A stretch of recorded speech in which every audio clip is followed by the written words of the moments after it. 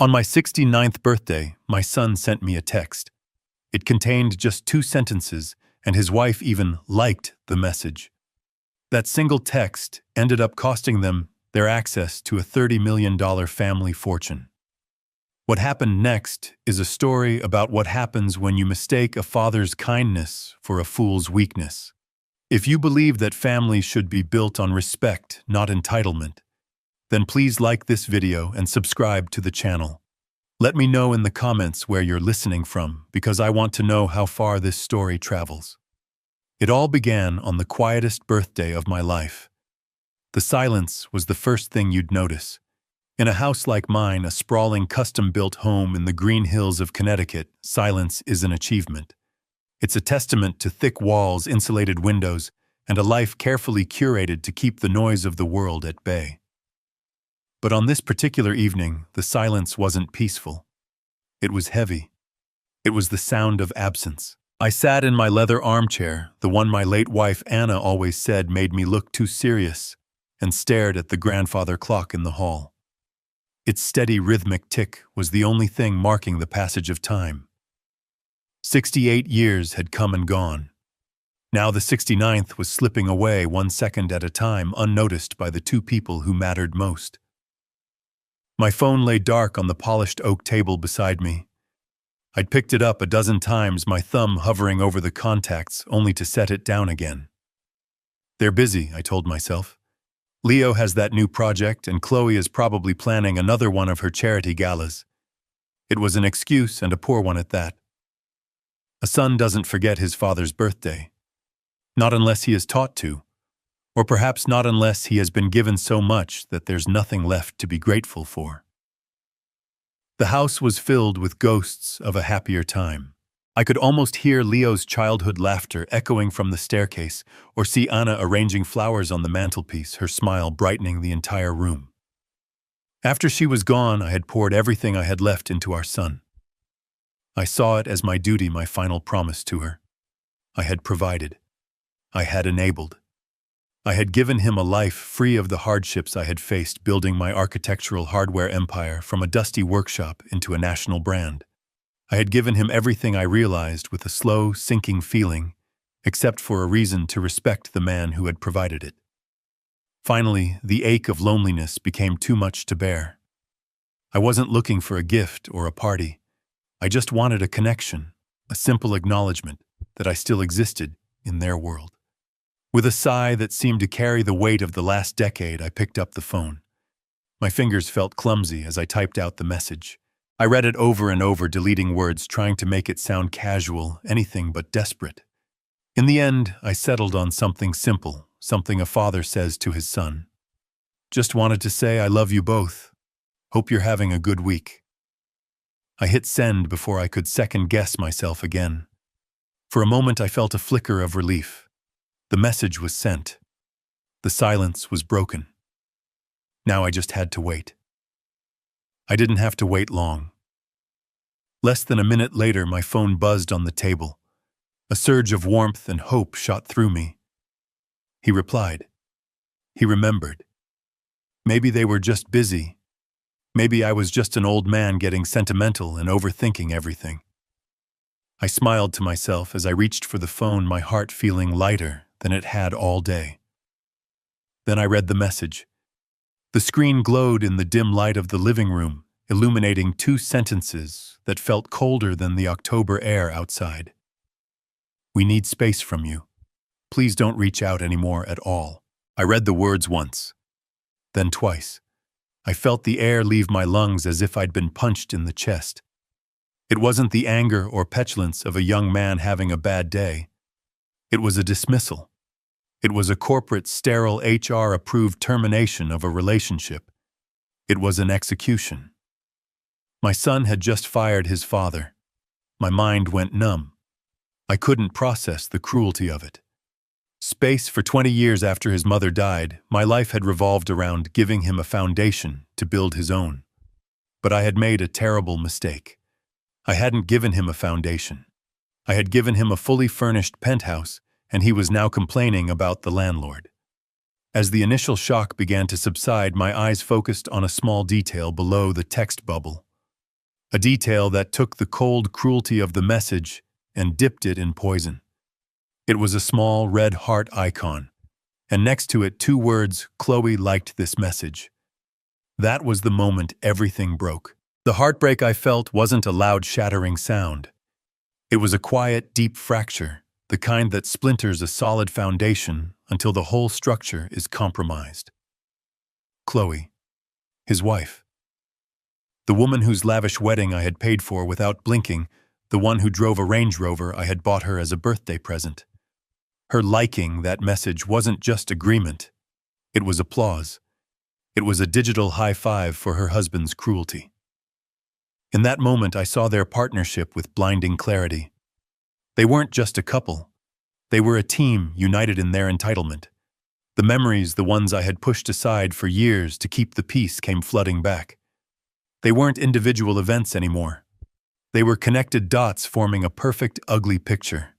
The $500,000 down payment for their penthouse in Tribeca, an apartment they referred to as a starter home. The constant stream of credit card statements that arrived at my address, filled with charges from designer boutiques and 5-star resorts, all quietly paid from my accounts.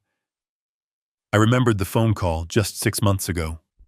Leo's voice, breezy and casual, asking for $200,000 to fund Chloe's latest business idea, an online gallery for emerging artists.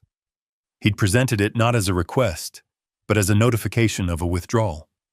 When I had gently suggested he should perhaps use some of his own capital, he had laughed. "Dad, this is my capital. It's the family money." I had let it go. I had transferred the money. I had always transferred the money. Because I loved my son, and because I was a fool who believed that one day he would wake up and understand. I was wrong. The text message on my phone was the proof. To them, I wasn't a father. I wasn't even a person. I was a resource, a fund, an endless, faceless supply of money that was getting inconveniently sentimental in its old age. And now the resource was being told to stop making contact. I stood up and walked to the window, looking out at the manicured lawn stretching into the darkness. The garden Anna and I had planted together. The home I had built for my family. A profound coldness settled over me, extinguishing the last embers of my sadness. In its place was something new, something hard and clear and utterly calm. It wasn't anger, it was resolve. You cannot reason with entitlement. You cannot negotiate with disrespect. You can only cut off its supply. I walked back to the table and picked up my phone. My hands were perfectly steady. I opened Leo's contact information.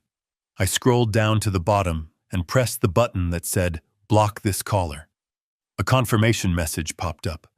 I pressed block contact without a flicker of hesitation. Then I did the same for Chloe. The digital silence was now complete, and it was on my terms. Then I made a second call. It rang twice before a familiar professional voice answered. "David Sterling."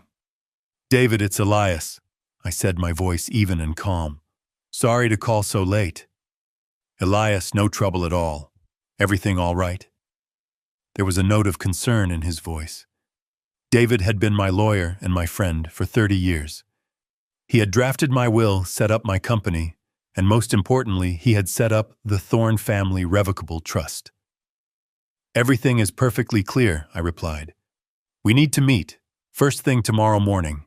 It's time to make some significant adjustments to the trust." The drive to David Sterling's office the next morning felt different. I wasn't driving through the familiar winding roads of my town. I was moving through a new landscape, one defined by the cold clarity of my decision. The autumn leaves, which yesterday might have seemed beautiful and melancholic, now just looked like dead things waiting to be swept away. There was no sadness left in me. There was only a quiet, resolute purpose. Sterling and Associates occupied the top floor of a glass tower in Stamford that overlooked the Long Island Sound. It was a world of quiet power, smelling of expensive leather and old paper, a place where fortunes were protected and dynasties were managed through carefully worded documents. David was standing by his panoramic window when his assistant showed me in. He was a man tailored as sharply as his legal arguments, his silver hair perfectly in place, his suit a testament to understated wealth. He turned, and his eyes, which could dissect a contract with surgical precision, met mine. There was no pity in his gaze, only a deep, knowing understanding. He gestured to one of the leather chairs opposite his vast mahogany desk. "Elias," he said, his voice calm. "Coffee." I shook my head and sat down. "Thank you, David. I just need to get this done." He nodded slowly, taking his seat. He folded his hands on the pristine desk, a single thick file placed squarely in the center between us. He didn't ask what was wrong. He didn't offer condolences. He simply waited. He was a good friend and an even better lawyer. He knew this wasn't a social call.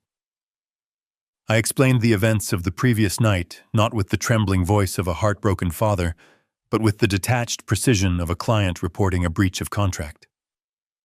I told him about my 69th birthday, the silence, the simple text I sent, and the 2-sentence reply I received. I even told him about Chloe's digital seal of approval, the small heart that had felt like a stiletto blade. When I finished, the silence in the office returned, but this time it felt different. It was an assessing silence, a weighing of facts. David leaned back in his chair, his expression unchanged. "I've been waiting for this call for 5 years, Elias," he said, his voice even. "Ever since Leo's 30th birthday party. The one you hosted at the yacht club. Do you remember what he said during his toast? He thanked you for providing the seed capital for his life, as if he were a startup and you were just an early-stage investor. I knew then that he didn't see you as a father anymore. He saw you as a bank.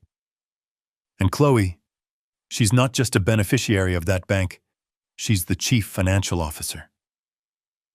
Hearing my own unspoken fears articulated so clearly by a rational man like David was a profound relief. It was a validation. It wasn't me being a bitter old man. This was a reality that had been visible to others for a long, long time. I had just been the last one to accept it. David slid the thick file across the desk. The gold lettering on the cover was stark, "The Thorne Family Revocable Trust. Everything of significance is in here." He began, his tone shifting from that of a friend to that of legal counsel. "The deed to their penthouse is held by the trust. The lease agreements for their vehicles are in the trust's name. Their credit lines are guaranteed by the trust's assets. And of course, the $30,000 monthly allowance is a direct disbursement from the trust." He paused, letting the weight of his words sink in. "You see, Elias, when we set this up after Anna passed, we did it to protect your assets and to make things simple for Leo when you were gone. It's a revocable trust. Think of it as a steel safe. You, as the grantor, filled the safe with your assets. You, as the sole trustee, hold the only key. You can open it whenever you want, take things out, put new things in, or change the instructions about who gets the contents. Right now, the instructions name Leo and Chloe as the primary beneficiaries. But the power, the key, it has never left your hand. You have absolute unilateral control to change any and all provisions of this trust at any time for any reason." I looked at the document, at my own name printed on the cover. For years, I had seen that trust as a lifeline for my son, a way to ensure his comfort and security. Now I saw it for what it truly was, a tool, a mechanism of control that I had forgotten I possessed. I had been funding an insurgency against my own dignity with my own money. I met David's gaze. There was no doubt in my mind. The path forward was clear, and I would not waver. "Let's start the process," I said, my voice quiet but firm. "I want them removed, completely. Terminate the lease on the penthouse. Cancel every credit line. Stop the monthly disbursements effective immediately. Everything, David." I leaned forward slightly. "We're turning off the supply."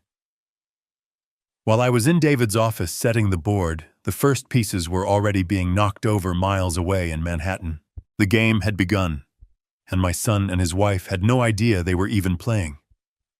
I can picture the scene perfectly, as if I were a fly on the wall, because it was a scene they had performed 100 times before. Only this time, the script had been changed without their knowledge. They were having lunch at Per Se, a restaurant, where the price of a single meal could feed a family for a month. It was their natural habitat, a world of hushed tones, panoramic views of Central Park, and food that was arranged more than it was cooked.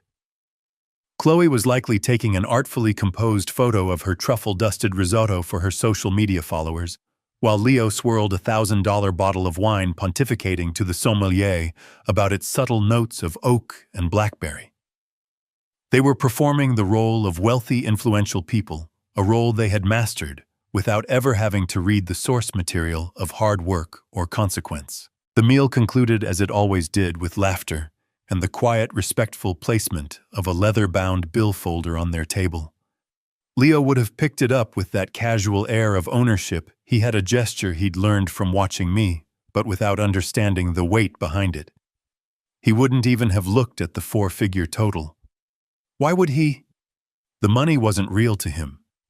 It was a concept, a river that flowed endlessly from a distant mountain he never had to climb. He would have handed the waiter his American Express black card, the one made of titanium, the one he called his heavy metal, and leaned back ready to discuss whether they should fly to Aspen or St. Bart's for the weekend. A few minutes would have passed, long enough for the conversation to resume, long enough for the performance to continue. Then the waiter would have returned to the table, his expression a perfect professional mask of apology. "I'm very sorry, Mr. Thorne," he would have said, his voice low, "but the card has been declined." Leo's first reaction would have been a short, incredulous laugh. "Declined? That's impossible. Run it again. Your machine must be acting up." It was a statement of fact, not a request. In his world, that card did not decline. The universe did not operate that way. Chloe would have looked annoyed, bothered by this small, vulgar tear in the fabric of their perfect afternoon. The waiter would have obliged, of course. He would have returned a minute later with the same result. "My apologies again, sir. It seems there is an issue with the card. Perhaps another form of payment." The annoyance on Leo's face would now be mixed with a flicker of genuine embarrassment. He was being challenged in his own arena. He would have pulled out a second card, a platinum visa, with a dismissive wave. "Here, this one has no limit." But it did have a limit. A new one set to 0. The waiter's third trip to the table would have been more somber. The professional smile was gone, replaced by a look of cautious concern. Chloe, sensing a real problem, would have stopped scrolling through her phone. "Leo, what is going on?" she'd hiss. She would then offer her own card, a sapphire reserve, with a look that dared the universe to decline it too. It was declined. The table, once a stage for their affluence, was now an island of quiet, escalating panic. The laughter was gone. Their voices were now urgent whispers. "What is happening?" Chloe would demand. "Did you miss a payment?" "Of course I didn't miss a payment." Leo would snap back, his confidence completely shattered. "My father's office handles all of it. It's all automated through the trust. It's impossible." That word again. Impossible. The word of a man who had never faced a closed door. He'd pull out his phone, a desperate attempt to restore order to his crumbling reality. "I'm calling Dad. There's been some kind of massive screw-up at the bank." He would tap the screen, bringing my contact photo up. He would press the call button and raise the phone to his ear, expecting to hear the familiar ring. But there would be no ring.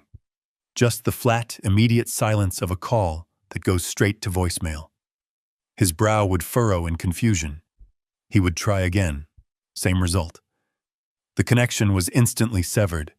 A cold dread would begin to creep into his expression. This wasn't a technical error. This felt different. He'd switched to text messages, his thumbs flying across the screen. "Dad, what's going on with the cards?" "None of them are working. Call me." He would hit send, expecting the blue bubble to appear with the word "delivered" beneath it. Instead, a green bubble would pop up and underneath it, a small damning notification in red letters, "Message failed to send."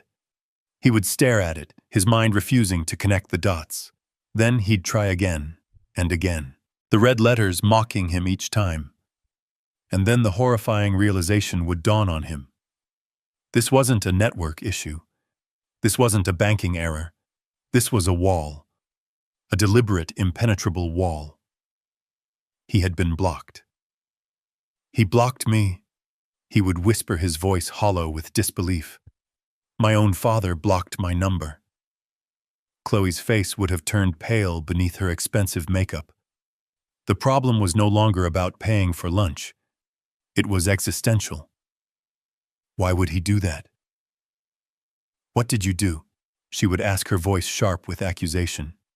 "I didn't do anything." He'd insist, his mind racing, trying to find a reason, an explanation for why the world had suddenly turned upside down. We told him we needed some space." The absurdity of the situation would have hit them then. Stranded in one of the most expensive restaurants in New York, unable to pay. "How are we going to pay for this?" Chloe would whisper frantically, looking around to see if anyone was watching their little drama unfold.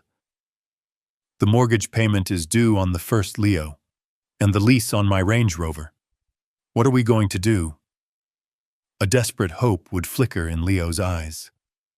"The allowance," he'd say. "The 30,000. It was due yesterday. It has to be in the checking account. It's automatic." "Then check it," Chloe would command. "Check it now." With trembling hands, Leo would have opened his banking app, his face illuminated by the pale blue light of the screen. He would stare at the balance, his expression slowly turning from panic to utter despair. He'd look up at his wife, his face ashen. "It's not there," he'd say, the words barely audible. "The transfer never came." In the days that followed my meeting with David, my silence became my primary weapon. It was not a passive absence of sound. It was an active, strategic presence. While my son and his wife were screaming into a void, my life became more peaceful than it had been in years. I tended to my garden. I spent afternoons in my woodshop, the scent of fresh-cut cedar filling the air. I read the books I'd been meaning to get to for years. I did not check my phone obsessively. I did not wait for an apology. I had made my move on the chessboard, and now I simply let the consequences ripple outwards, knowing they would find their targets with perfect accuracy. The first ripple hit their home life. I could picture Chloe dressed in her $200 yoga pants, waiting for the weekly cleaning service to arrive. She would have grown impatient, tapping her foot on the polished hardwood floors she had never once cleaned herself. Eventually, a text would have arrived from the agency, a message of polite corporate finality. "Dear Ms. Thorne, we are writing to inform you that your service agreement has been suspended due to non-payment." The dust bunnies would begin their slow, quiet conquest of the penthouse. The next ripple would have found Leo. He would have arrived at his exclusive gym, a place where trainers cost more per hour than most people make in a day. He'd be ready for his session only to have his key fob denied at the entrance. The receptionist, with a practiced sympathetic wince, would have informed him that his membership had been frozen. For a man like Leo, whose identity was built on a foundation of effortless access, a closed door is not just an inconvenience, it's an insult to his very being. Then the smaller daily comforts would have vanished. The curated boxes of organic pre-portioned meals would stop appearing at their doorstep. They would be forced to navigate a grocery store, a place they probably viewed with the same anthropological curiosity as a museum. The automatic payments for their wine club subscription, their streaming services, their dog walker, one by one, the invisible pillars holding up their effortless life began to crumble. The world they knew was being unplugged, circuit by circuit, and that is when the next phase began, the liquidation. Pride is a luxury item, and theirs was the first thing they had to sell. I can imagine the tense, bitter conversations in their once perfect apartment. Chloe, her eyes filled with a rage born of fear, pulling out the designer handbags I had bought her. Each one a symbol of a life that was evaporating before her eyes. Leo, his hands trembling slightly, taking off the Swiss watch I had given him for his 30th birthday. They wouldn't go to a common pawn shop. Their pride wouldn't allow it. They would have visited high-end consignment boutiques on Madison Avenue, pretending they were simply curating their collection, all while desperately hoping the check would be large enough to cover next week's expenses. The very gifts I had given them out of love were now being converted into survival cash. The irony was as sharp as it was painful. Their arrogance, once a fortress, was now just rubble. In its place, a raw, primal fear began to grow. The world, for the first time in their lives, was not bending to their will. The safety net they had taken for granted, the one they never even acknowledged, was gone. They were in a free fall, and the ground was rushing up to meet them. Fear is a powerful teacher. It's the one lesson I realized I had failed to give my son, and now the world was teaching it to him for me. Their attempts to reach me became more frantic. My phone, which I kept on silent in my study, became a silent testament to their desperation. Unfamiliar numbers would flash on the screen. I'd let them go to voicemail. An hour later, I would listen. It was always Leo, his voice tight with a forced artificial calm. "Dad. It's me. I'm calling from a friend's phone. Pick up.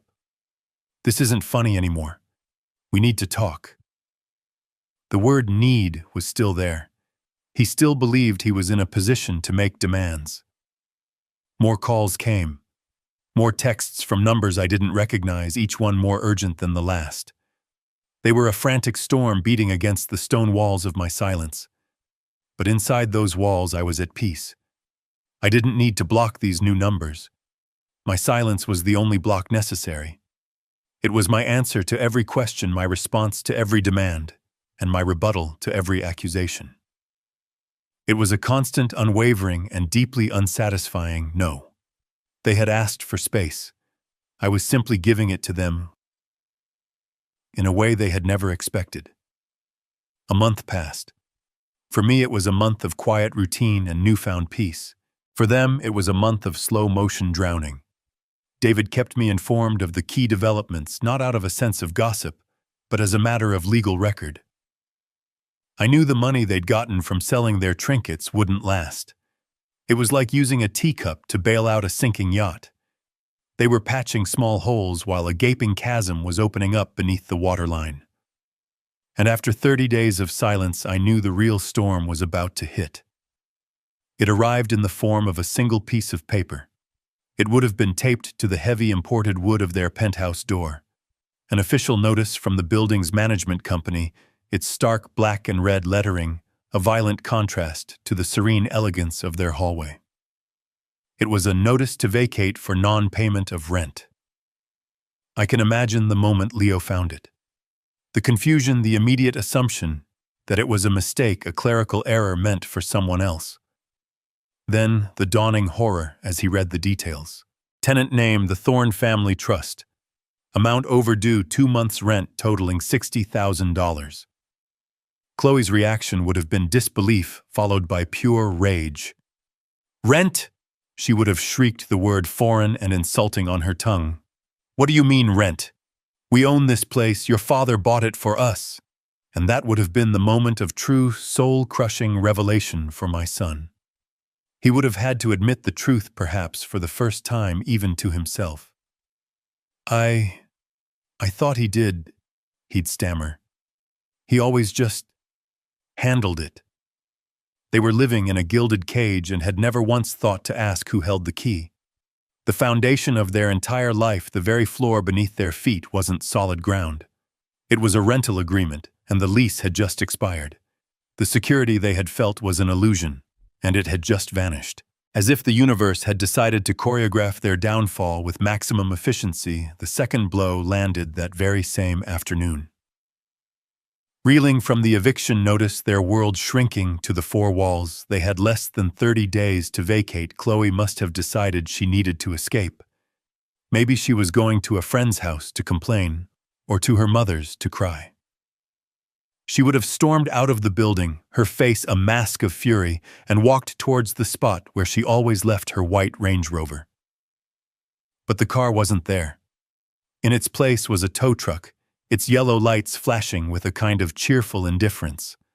Her car, her status symbol, the vehicle she had so proudly featured in her social media posts, was already hooked.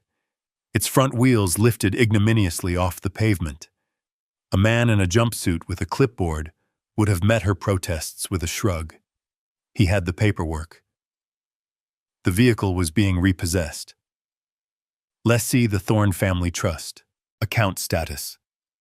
Delinquent. This wasn't a private failure. This was a public spectacle.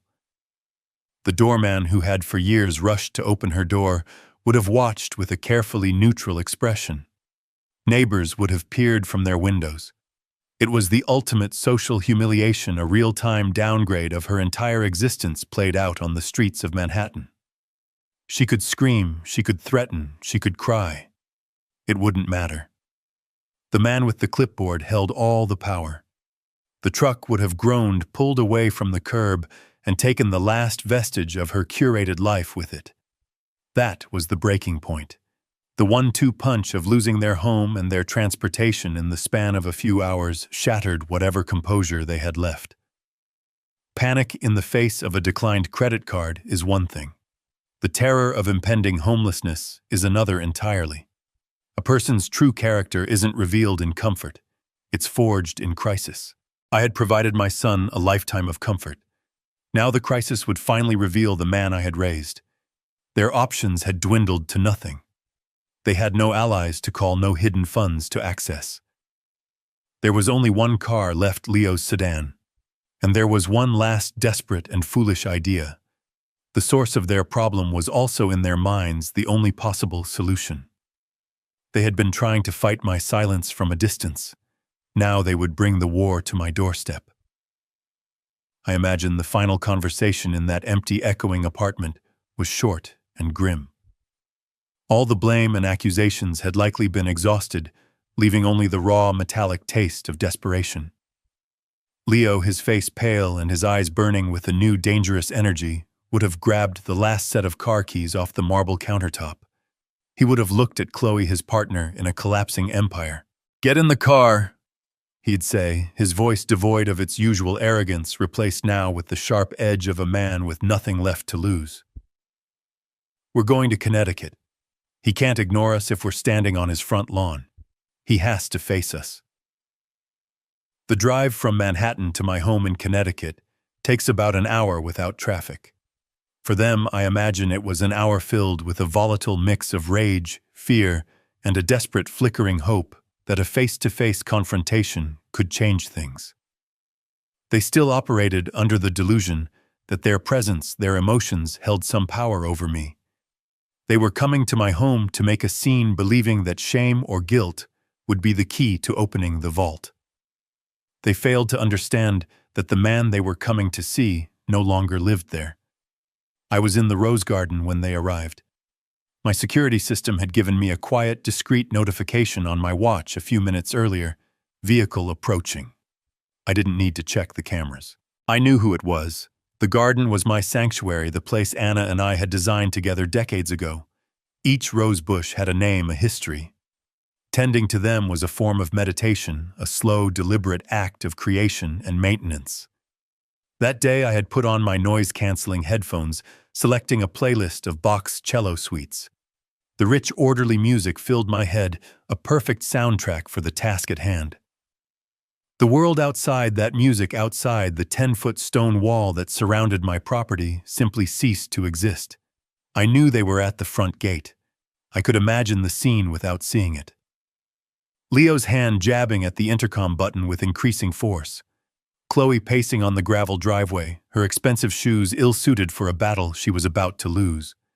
They would have been met with the same thing that had tormented them for the past month: absolute, impenetrable silence. The intercom would not buzz. The gates would not open. From the edge of the garden, through a carefully trimmed hedge, I had a clear view of the road leading to the house. I watched as they abandoned the gate and began to walk the perimeter of the wall, looking for a weakness, a way in. They looked like castaways searching for a breach in the cliffs of an unbreachable island. Eventually, they reached a section where the ornamental iron fence gave them a view of the backyard. And that's when they saw me. I could feel their eyes on me. It was a tangible thing, a prickling on the back of my neck. I knew they were there, standing just 100 feet away, their faces likely pressed against the cold iron bars. I did not turn. I did not acknowledge them. I focused on the task at hand. I selected a hybrid tea rose, a deep crimson one named Mr. Lincoln. I inspected its leaves for any sign of black spot, my movements slow and methodical. I chose my pruning shears, the steel glinting in the afternoon sun, and made a clean, precise cut just above a 5-leaflet stem. This was the true confrontation. Not a shouting match, but a demonstration. My peace against their chaos. My silence against their noise. My closed garden against their collapsing world. They began to shout. I couldn't hear the words, of course. Through the masterful layers of Bach, their frantic cries were reduced to a faint, irrelevant buzzing, like distant insects. But I could see them. I could see Leo's face, red and contorted with rage.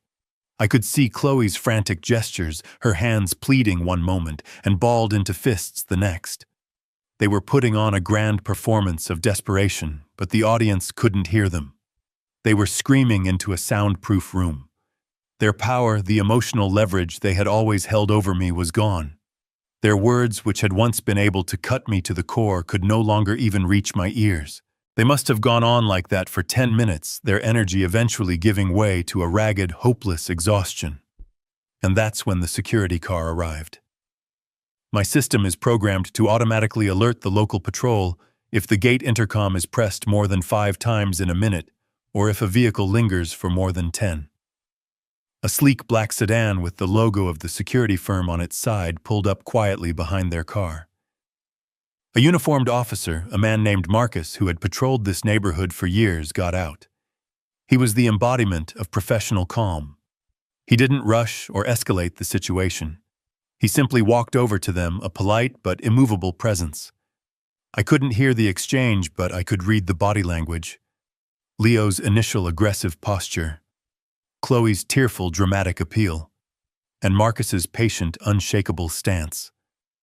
He would have listened, nodded, and then quietly informed them that they were on private property and had been asked to leave. They were no longer the son and daughter-in-law of the owner. They were trespassers.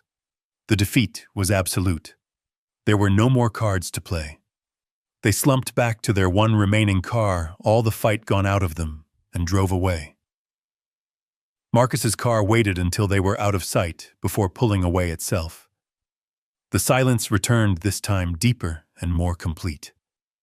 Only then did I turn. I took off my headphones, and the sound of the real world rushed in the gentle breeze, the chirping of a finch in the oak tree. I walked over to the Mr. Lincoln rosebush. I snipped the perfect deep red bloom I had just pruned and held it, its fragrance rich and complex. I had weathered their final desperate assault without raising my voice, without taking a single step outside my garden. I had won not by fighting back, but by simply refusing to be part of their storm. The drive back to the city must have been a long and silent one. Their final desperate gambit had failed in the most humiliating way possible.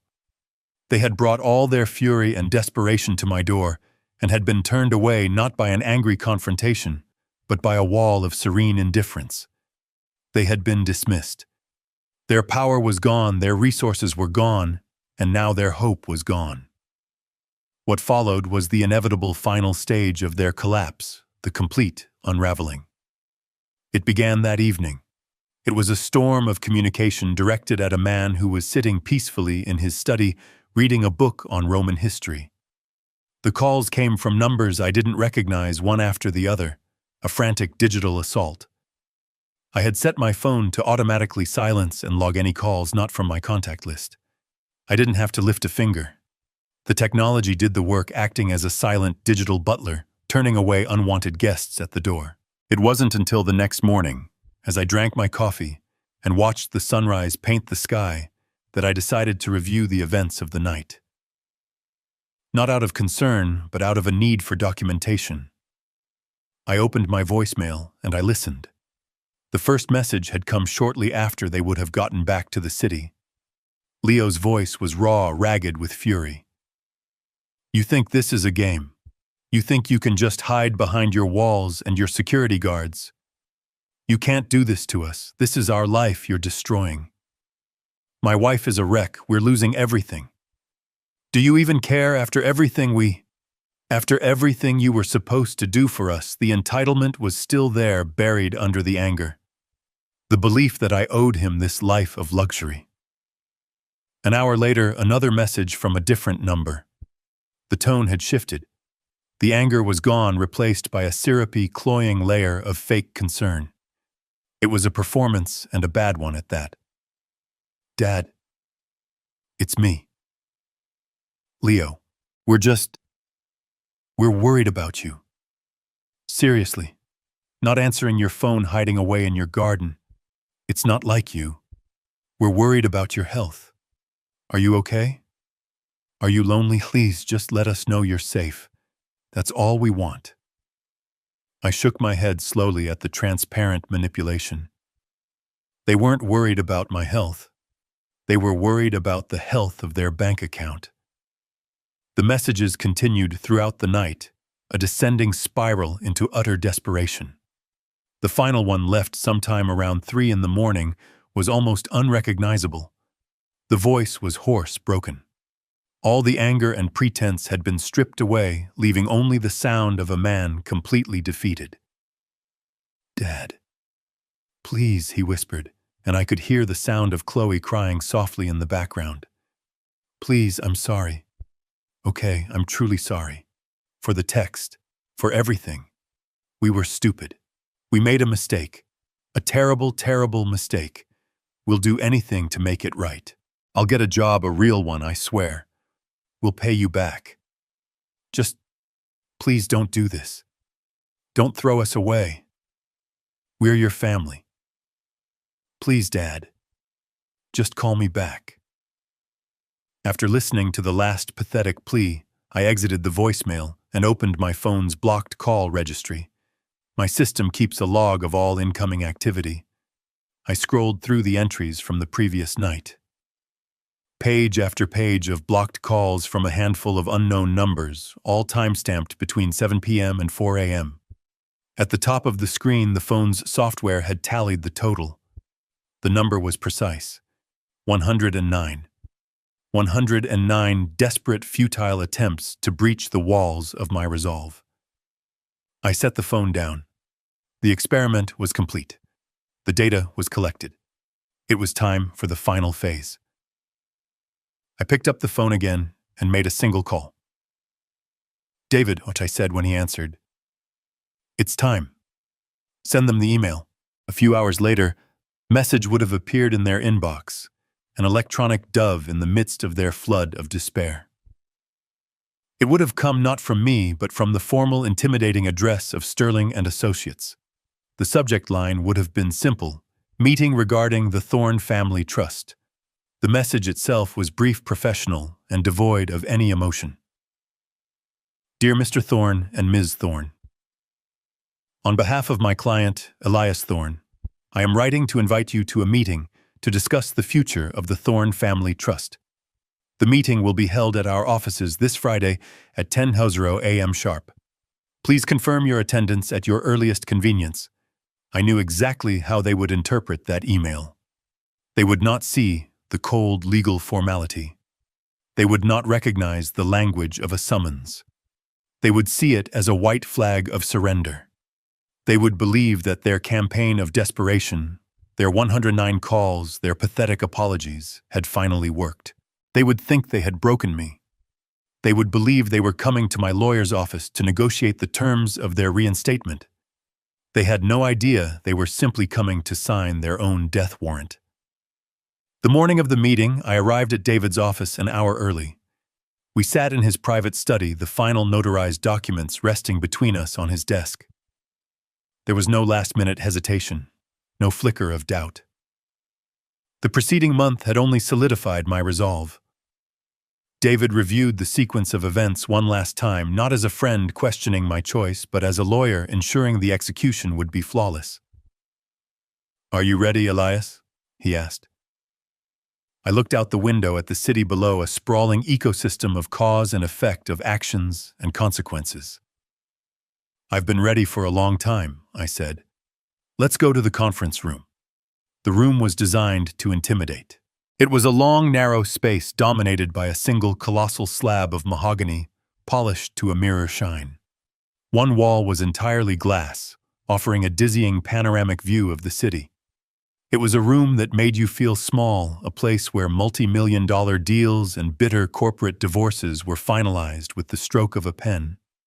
It was the perfect venue for what was about to happen. I took my seat at the head of the table with David to my right. The heavy leather-bound document lay directly in front of me. We waited. They arrived precisely at 10 o'clock. Their punctuality was a sign of their desperation. They were led in by David's assistant, and for a moment I saw them not as my son and his wife, but as two strangers walking into a trap. They looked diminished. The weeks of stress had stripped away their glossy veneer. Leo's suit, though expensive, seemed to hang off his frame, and his eyes were shadowed with sleepless nights. Chloe's makeup couldn't quite hide the anxiety that tightened the corners of her mouth. They were trying to project an image of contrite, responsible adults, but they just looked like frightened children who had been called to the principal's office. They sat down opposite me, the vast expanse of polished wood between us, feeling like a chasm. The air was thick with unspoken words, heavy with the weight of expectation. David, ever the professional, broke the silence. "Thank you for coming," he said, his voice neutral. "We have provided water for you. Elias has asked for this meeting to discuss the future of the family trust." That was Leo's cue. He cleared his throat, sat up straighter, and began the performance he had clearly rehearsed. "Dad," he started, his voice straining for a tone of earnest sincerity. "First of all, Chloe and I just want to say how deeply sorry we are. The last month has been a nightmare. But it's given us a lot of time to think, and we realize things got out of hand. There was a complete misunderstanding, a breakdown in communication." He paused, looking for a reaction from me. I gave him none. I simply sat there, my hands resting on the table, my expression unreadable. My silence unnerved him, and he rushed to fill it, his words tumbling out faster now. "We've been under a tremendous amount of stress lately with work and, well, everything. And we acted poorly. That text message, it was inexcusable. It was sent in a moment of frustration, and we never ever meant for it to hurt you. We love you, Dad. You're our father, and that's the most important thing." Chloe, on cue, reached across the table as if to touch my hand, her eyes welling up with crocodile tears. "We love you so much, Elias," she whispered. I continued to listen, my gaze steady.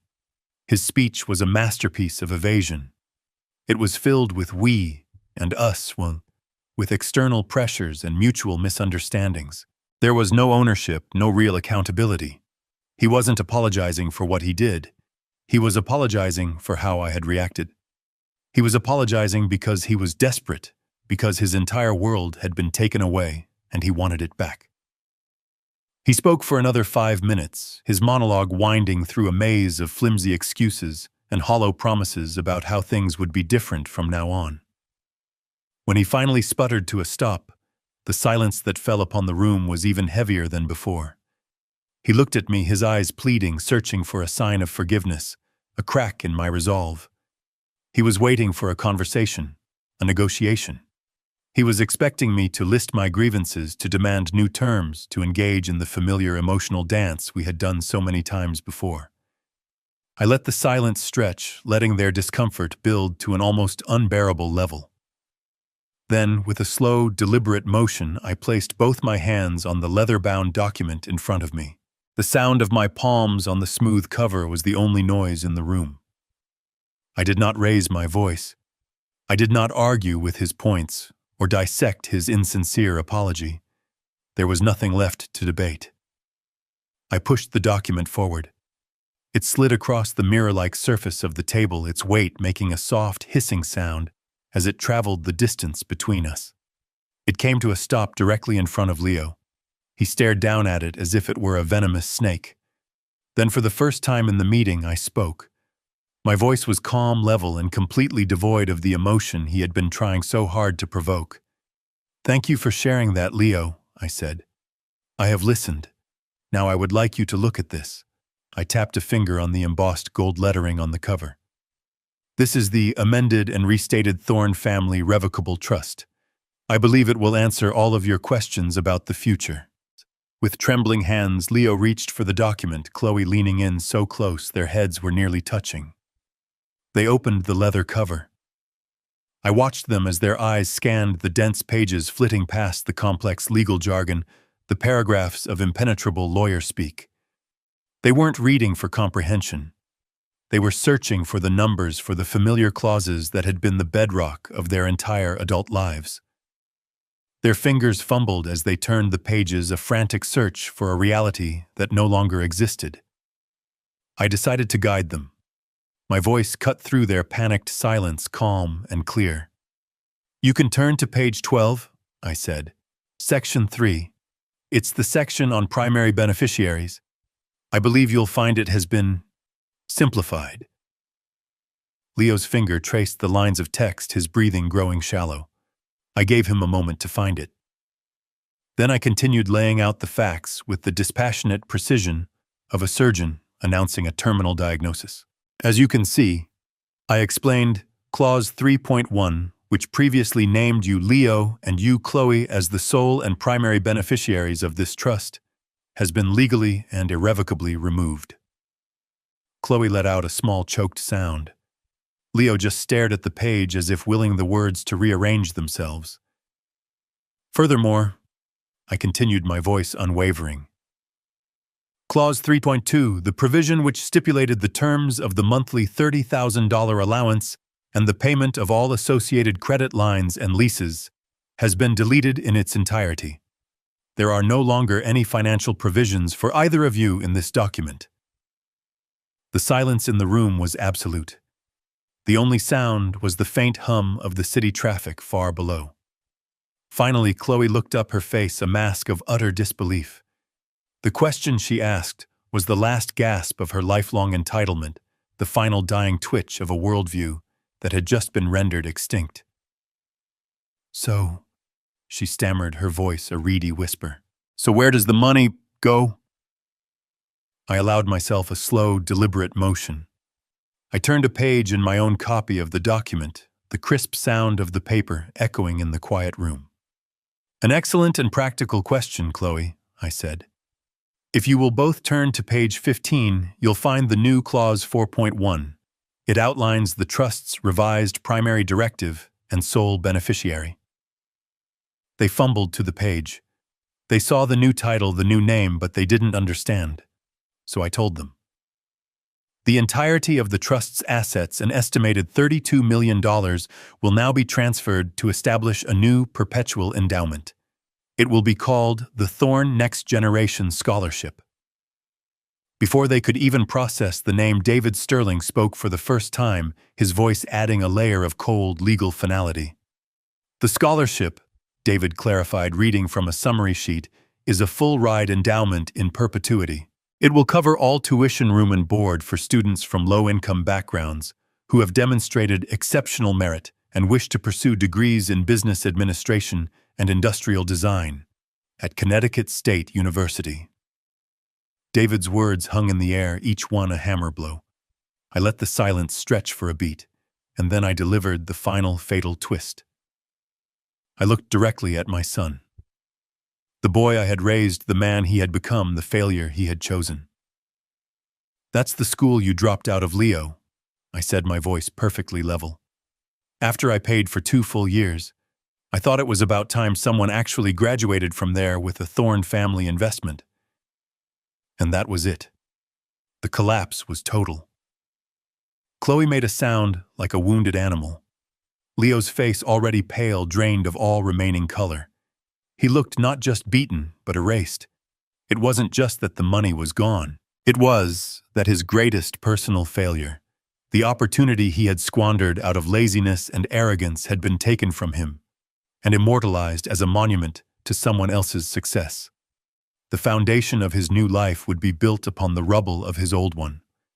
It was a perfect, inescapable, and legally binding form of poetic justice. They hadn't just lost their future. They had lost their past. 6 months later, I stood at a podium in a university auditorium. The air didn't smell of expensive perfume and catered food, but of old books and fresh paint and limitless potential. I wasn't surrounded by the wealthy and the powerful, but by students and their families, their faces bright with a pride that money could never buy. I looked happier, healthier, and more at peace than I had in 20 years. This was the inaugural awards ceremony for the Thorne Next Generation Scholarship, and I was giving the keynote address. I spoke about my own life, about starting a business in a dusty garage with nothing but a set of tools and an idea. I spoke about the dignity of work, the value of a second chance, and the difference between a price tag and true worth. A legacy, I told them, is not what you leave for people. It's what you leave inside of them. As I looked out at the faces of the young, ambitious students who would now have the opportunity my own son had thrown away, I knew I had finally made a sound investment. At that same moment across the state, my son was learning the language of consequence, a language I had failed to teach him. In a short, silent scene, you could see his new life. The sprawling penthouse was gone, replaced by a small 2-bedroom apartment above a laundromat. The expensive suits were gone, replaced by the high-visibility vest of a logistics coordinator.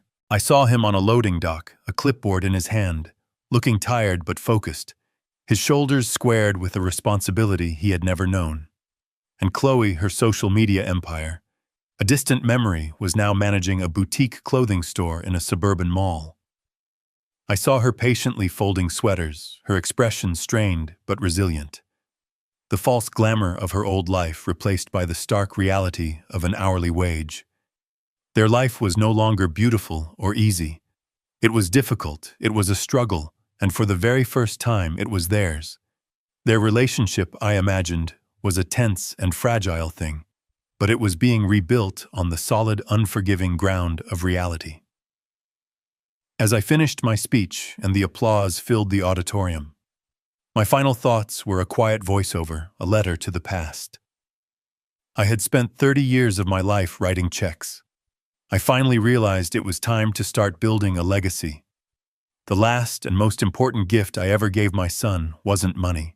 It was the very thing he had so cruelly asked for. It was space, the space to fail, the space to learn, the space to finally, on his own terms, stand up. In losing their inheritance, I had given them a chance to earn their own lives. In the process, I had reclaimed my own peace. And perhaps I thought one day I might get my son back. Not as a dependent, but as an equal. A relationship built not on obligation, but on a foundation of mutual, hard-won respect. Later that evening, I was back home, sitting in the garden as the sun set, casting long shadows across the lawn. The air was cool and quiet. My phone, which had been silent for 6 months, buzzed on the small table beside me. I picked it up. It was a text message from a number I did not recognize. The message contained a single word. One word and a question mark. Dad. I stared at the screen for a long moment. There was no desperation in the text, no demand. It was just a question, an opening, a first step across a vast canyon of silence. A small, enigmatic smile touched my lips. It wasn't a smile of triumph or forgiveness, but a smile of quiet satisfaction. The power to answer, the power to decide the future was now entirely mine. I placed the phone screen down on the table. I didn't need to answer right away. I leaned back in my chair and listened to the sounds of the evening. The silence was no longer heavy with absence. It was light and filled with possibility. For the first time in a very long time, the silence felt like a beginning. This story is a powerful lesson, that true love must be balanced with firm boundaries. Elias Thorne's generosity meant to provide for his son, instead, created a deep-rooted entitlement that eroded respect and family connection. He discovered that endlessly providing for his children was not preparing them for life. It was disabling them. The most profound act of fatherhood was not writing another check, but finally saying no.